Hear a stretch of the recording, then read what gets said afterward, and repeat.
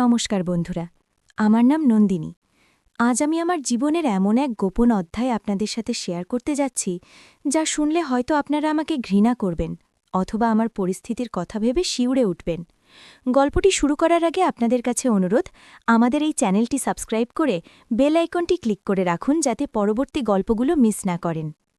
আসলে মধ্যবিত্ত পরিবারের বউদের জীবনে এমন কিছু মুহূর্ত আসে যখন বিবেক আর বাস্তবের মধ্যে যে কোনো একটাকে বেছে নিতে হয়। আমার জীবনেও তাই হয়েছিল। বিয়ে হয়েছে আজ প্রায় ৫ বছর। আমার স্বামী অমিত একটা প্রাইভেট কোম্পানিতে ছোটখাটো চাকরি করে। খুব যে সুখে ছিলাম তা বলবো না, আবার খুব কষ্টে ছিলাম তাও না। নুন আনতে পান্তা পোড়ানোর সংসার হলেও অমিতের ভালোবাসা ছিল, কিন্তু সমস্যা শুরু হলো যখন ওর অফিস থেকে হঠাৎ বেতন কমিয়ে দেওয়া হলো। ঢাকা শহরের এই ছোট্ট ভাড়া বাসায় টিকে থাকাটাই আমাদের জন্য কঠিন হয়ে পড়ল। আমাদের বাড়ির মালিক ছিলেন মিস্টার চৌধুরী, বয়স ৫৫ কোঠায়। স্ত্রী মারা গেছেন বছর দুয়েক আগে। দোতলায় উনি একাই থাকেন আর আমরা থাকি নিচতলায়। লোকটাকে দেখলে আপাতদৃষ্টিতে ভদ্রই মনে হতো, কিন্তু তার চোখের চাহনিতে এমন কিছু একটা ছিল যা আমাকে সবসময় অস্বস্তিতে ফেলত। সিঁড়িতে দেখা হলে তিনি অকারণে আমার দিকে তাকিয়ে হাসতেন। মাঝে মাঝে আমার শাড়ির আঁচল বা শরীরের গঠনের দিকে তার চোখ আটকে থাকত। আমি এড়িয়ে যেতাম, কিন্তু জানতাম না বিপদ আমার দরজায় কড়া নাড়ছে। সেবার পরপর ৩ মাসের বাসা ভাড়া বাকি পড়ে গেল। অমিত বেচারা খুব চিন্তায় পড়ে গেল। মিস্টার চৌধুরী দুবার এসে তাগাদা দিয়ে গেছেন। অমিত প্রতিবারই মাথা নিচু করে সময় চেয়েছে, কিন্তু মিস্টার চৌধুরীর গলার স্বর এবার পাল্টে গেল। তিনি অমিতকে সাফ জানিয়ে দিলেন, আগামী ২ দিনের মধ্যে সব বকেয়া ভাড়া মিটিয়ে না দিলে বাসা ছেড়ে দিতে হবে। অমিত অফিসে যাওয়ার পর আমি খুব টেনশনে পড়ে গেলাম। কোথায় যাব আমরা? কার কাছে সাহায্য চাইব? ঠিক দুপুরে কলিং বেল বেজে উঠল। দরজা খুলে দেখি মিস্টার চৌধুরী দাঁড়িয়ে, পরনে সাদা পাঞ্জাবি, মুখে একটা বাঁকা হাসি। নন্দিনীও মা, অমিত নেই? তিনি জানতেন অমিত নেই, তবুও জিজ্ঞেস করলেন। আমি বললাম, না কাকু, ও তো অফিসে। আপনি কিছু বলবেন? তিনি বললেন, একটু ভেতরে আসা যাবে? ভাড়ার বিষয়টা নিয়ে কথা বলতাম। আমি ইতস্তত করে দরজা ছেড়ে দাঁড়ালাম। তিনি ভেতরে এসে সোফায় বসলেন। আমি তার জন্য এক গ্লাস জল নিয়ে এলাম। জলটা খাওয়ার সময় তিনি আমার হাতের দিকে তাকিয়ে আলতো করে বললেন, তোমার হাতগুলো খুব সুন্দর নন্দিনী, একদম মাখনের মতো। অমিত ছেলেটা সত্যিই ভাগ্যবান।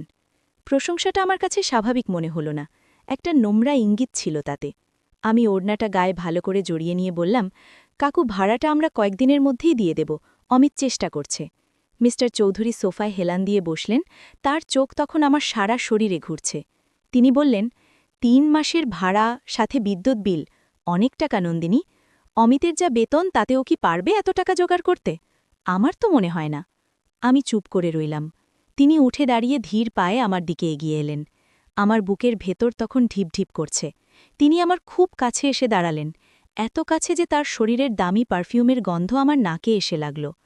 তবে একটা উপায় আছে, তিনি ফিসফিস করে বললেন। আমি ভয় পাওয়া গলায় বললাম, কি উপায়? তিনি আমার কাঁধে আলতো করে হাত রাখলেন। তার হাতের স্পর্শে আমার শরীরটা যেন কেঁপে উঠল। সেই স্পর্শে স্নেহের বদলে ছিল এক আদিম কামনা আর উষ্ণতা। তিনি আমার কানের কাছে মুখ এনে বললেন, টাকা তো সবাই দেয়, কিন্তু তুমি যদি চাও অন্যভাবেরও ভাড়াটা শোধ করা যায়। তুমি সুন্দরী যুবতী, তোমার এই যৌবন কি শুধু অভাবের সংসারে নষ্ট হওয়ার জন্য? আমি ছিটকে সরে গেলাম। এ আপনি কি বলছেন কাকু? ছি! মিস্টার চৌধুরী সরবে হাসলেন। সেই হাসিটা ছিল শিকারীর মতো। ছি বলছ কেন? কেউ জানবে না। অমিত জানবে আমি দয়া করে ভাড়া মওকুফ করে দিয়েছি, আর বিনিময়ে আমি শুধু তোমার একটু সঙ্গ চাই। আমার একাকিত্ব দূর করে দাও, আমি তোমার অভাব দূর করে দেব। তিনি আবার এগিয়ে এলেন। আমি দেয়ালের সাথে পিঠ ঠেকিয়ে দাঁড়িয়ে আছি। তিনি আমার সামনে এসে ২ হাতে আমাকে বন্দি করলেন। তার চোখ তখন আমার ঠোঁট আর গলার ভাঁজে আটকে আছে।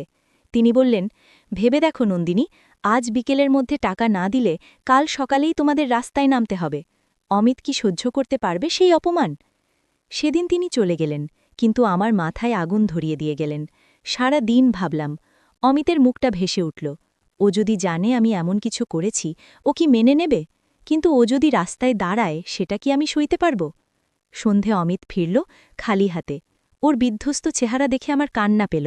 ও বলল, নন্দিনী, বোধহয় বাসাটা ছাড়তেই হবে, কোথাও টাকা পেলাম না। অমিতের এই অসহায়ত্ব আমাকে দুর্বল করে দিল। আমি সিদ্ধান্ত নিলাম, আমি মিস্টার চৌধুরীর প্রস্তাব মানব, শুধু আমার স্বামীর সম্মানের জন্য, আমাদের ছাদের জন্য। পরদিন দুপুরে অমিত অফিসে যাওয়ার পর আমি মিস্টার চৌধুরীর ফ্ল্যাটে দিলাম। কলিং বেল টিপতেই তিনি দরজা খুললেন। আমাকে দেখে তার চোখে এক পৈশাচিক আনন্দ খেলে গেল। তিনি আমাকে ভেতরে ডেকে দরজাটা বন্ধ করে দিলেন। ঘরটা বেশ বড়, এসি চলছে। তিনি আমাকে বেডরুমে নিয়ে গেলেন। আমি কাঁপছিলাম। তিনি আমাকে বিছানায় বসালেন। তারপর তার পাশে বসে আমার হাতটা নিজের হাতের মুঠোয় নিলেন। ভয় পাচ্ছ কেন নন্দিনী? আমি তো বাঘ ভাল্লুক নই। তিনি হেসে বললেন। আমি নিচু গলায় বললাম, ভাড়াটা।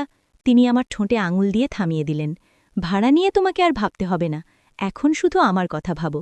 তিনি আমার দিকে ঝুঁকে এলেন। তার গরম নিঃশ্বাস আমার ঘাড়ে এসে পড়ছিল। আমার শরীরের ভেতর এক অজানা উত্তেজনা আর ঘৃণার স্রোত একসাথে বয়ে যাচ্ছিল। তিনি যখন আমার কোমরে হাত রাখলেন, আমি নিজের ওপর নিয়ন্ত্রণ হারাতে শুরু করলাম। তার হাতটা আমার শাড়ির ভাঁজ গলে কোমরের নরম মাংসে চেপে বসল। আমি শিউরে উঠলাম। তিনি আমাকে বুকের সাথে জাপটে ধরলেন।